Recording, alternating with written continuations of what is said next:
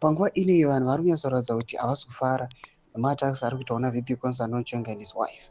Panguva ino kuri kuonekwa kunzi even Zvigananda kana kuti the faction iri kuopposa VP Constantine Chiwenga is now labeling Minnie Baloyi is VP Constantino's ally. Ari kuonekwa kunzi she is also ambitious, paving way for his husband VP Constantine Chiwenga kuti akwanise kuouster Zvigananda. Panguva ine wasubscribe or like on the bell icon. Tipina paendo anyazozikanwa kuti is a lieutenant weZvigananda mudanyira chiti I stand with the Colonel Minnie Baloyi Chiwenga. She is Mrs. Chiwenga, not Chiwenga's ally. General's politics has nothing to do with her. Leave her out of it. Deal with the general. He is your target. Musape Minnie divi Basha character assassination.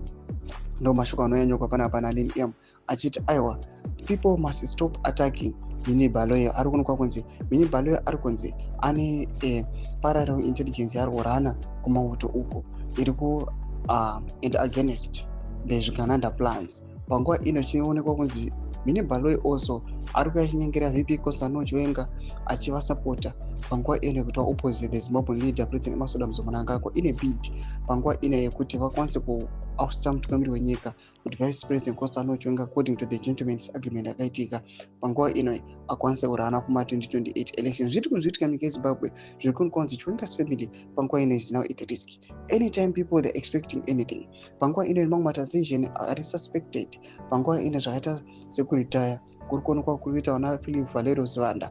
Panguva ino people vari kunyatsokuonekwa kunzi vakatarisira kuti he might be elevated with the ruling party ZANU-PF panguva ino especially mucentral committee sezvakangoitwawo vana kuda kwaChitagure. Panguva ino these two figures pamwe chete the third one Mutsvangwa they are being suspected kunzi these guys one of them or one or two between two among the list or even the three of them they might be elevated the presidents. Zviri kuzviitika munyika yeZimbabwe. Tudze mafunguro enyu muri kudii pamusoro pechitiko ichi.